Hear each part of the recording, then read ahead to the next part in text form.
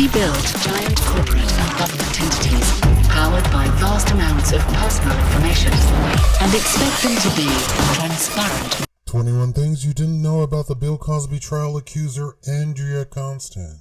Welcome to the Shakaama Live Show with your host Shakaama. Hey, YouTube wrote that watching the whole video and liking it is the way for the video to succeed. 50 women. 60 women. Bill Cosby. The media is in free fall and are clinging to carrying Bill Cosby every other story to boost ratings. But are they telling you the truth? Easy answer? No. I'm going to do like a 12-part series on what's going on with Cosby, Andrea Constand, the accuser, the district attorney, and the judge. For YouTube purposes, I will not say the R word. Question. How many of you think Bill Cosby is on trial for the R word? Thumbs down if you think Bill Cosby is on trial for the R word. How many of you think Bill Cosby is not on trial for the R word? Thumbs up if you think Bill Cosby is not on trial for the R word. Of course, you can tell by the tone of my voice that he's not on trial for the R word. He was never on trial for the R word. In fact, every policeman, chief, district attorney, and judge have all said there was never evidence of the R word involved. Yet the media keeps saying he's on trial for the R word. Why do you think that is? Ratings, of course. They can't just say he's on trial for defamation of character. That would be a lukewarm news story, at best. But the screaming from every rooftop that he's on trial for the R word will surely gain views and followers. These people report that Bill Cosby's on trial for the R word. It's on the news, it must be true. But the public, the sheep, take it a step further. Not only is he on trial for the R word, he must have done the R word. Here are 21 secrets you don't know about Andrea Constand, the accuser, in this case. They get progressively incredible as it goes on. Watch and like the whole thing. Number 1, gag order, but works with a new DA 1 month before statute of limitation ends. Number 2, evidence. There is no physical evidence. They are using the sealed civil court case where Cosby admitted to buying drugs for women. However, what all the newspapers are not reporting is that there were 2 depositions, one by Cosby and one by Miss Constand herself. Let's return to that deposition, which the media sued to get unsealed and failed. The second deposition by the woman said, indeed, she did ask for pills to have consensual sex with Dr. Cosby. So not only is the Cosby confession not damning against this case, it actually helps his case, but the media hides the second deposition. Number 3, the judge presiding over the Cosby case ruled in February that of 10 additional accusers, only 1 would be allowed to take the stand for the prosecution, going only by the name of Casey, or in legal terms, as prior alleged victim 6. In 2015, Casey appeared alongside attorney Gloria Allred during a news conference in which she described her role as an assistant to Cosby at the William Morris Talent Agency. Casey had accused Cosby of sexually assaulting her after being drugged in an incident in 1996 at a hotel bungalow in California. She has been allowed to testify in this case on behalf of herself and 12 other accusers because her alleged encounter with Cosby so closely mirrored Cosby's alleged assault of Constand. Cosby representative did not immediately respond to a newspaper request for comment regarding Casey's allegations. Her testimony so closely resembled Miss Constand that it seems Miss Constand may have ripped her story entirely from the other 10 women. Number 4, in her testimony, it was brought up how inconsistent her account of the incident with Dr. Cosby was. Night turned into day and then back into night. On the stand, she said she made a mistake. Ladies and gentlemen, how does night turn into day? In a police report. Number 5, none of the jury believed her. Jurors not only came forward, but the judge has now outed the entire jury pool, including the alternates. They have all said that they did not believe her, and not only that, but that she was heavily coached as if she were acting. Number 6, called Dr. Cosby over 76 times, met with him in hotel rooms, in his home over 6 times after the alleged incident, met with him another 3 times, quit her job and called him to get tickets for her parents to see him 6 months later. Keep number 6 in mind. Number 7, there is no physical evidence at all in the case. This is like a murder without a body. Did it even take place? Was anything criminal actually done? And was Dr. Cosby linked to it? This is what the defense said must be proven.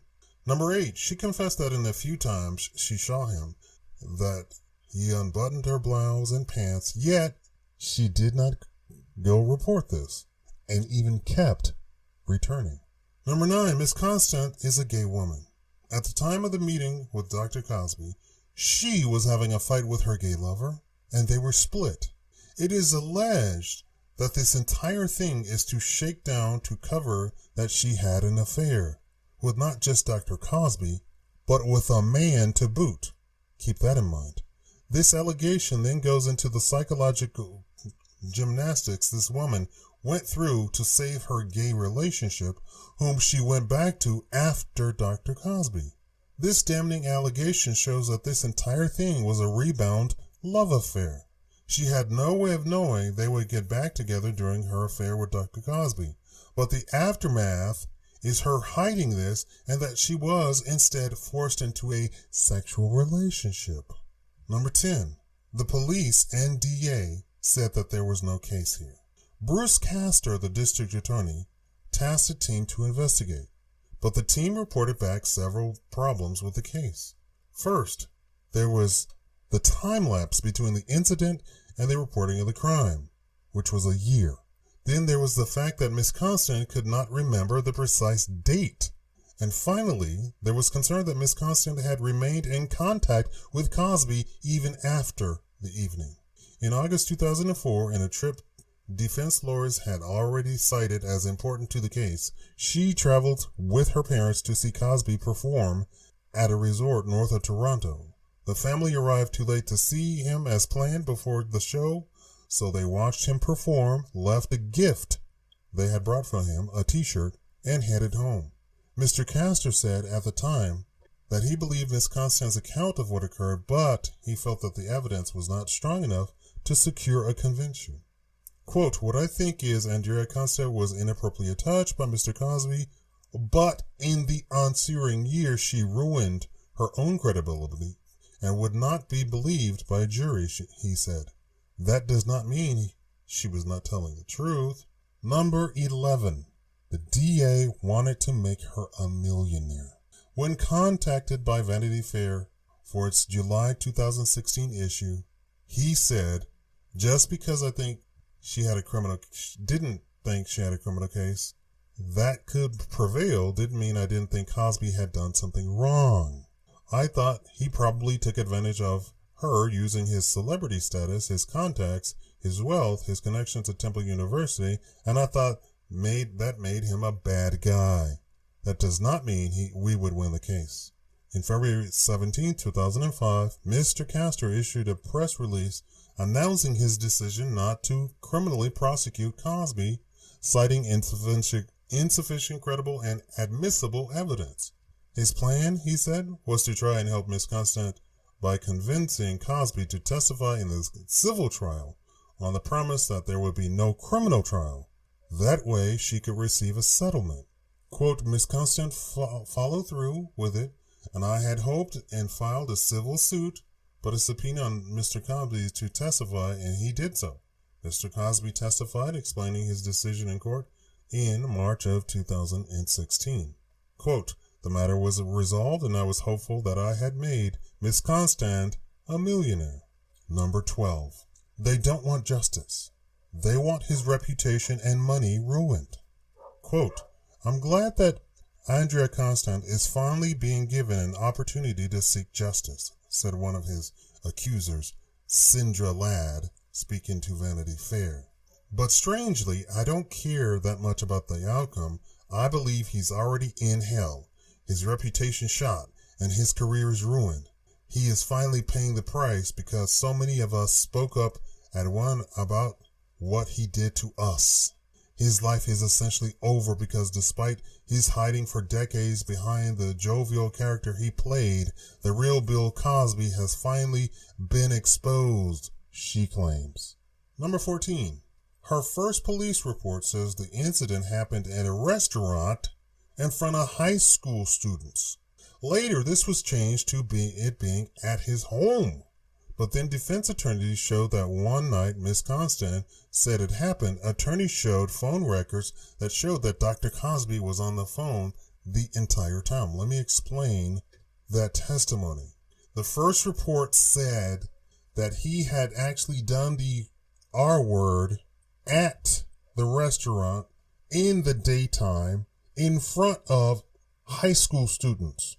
Then she completely changed her story that it happened at his home at night.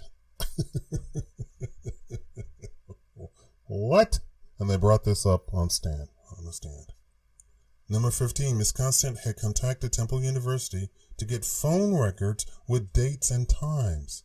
The defense said that this was to clean up her police report, which by now was 3 different times and places and went from a room full of witnesses to no one seeing the incident.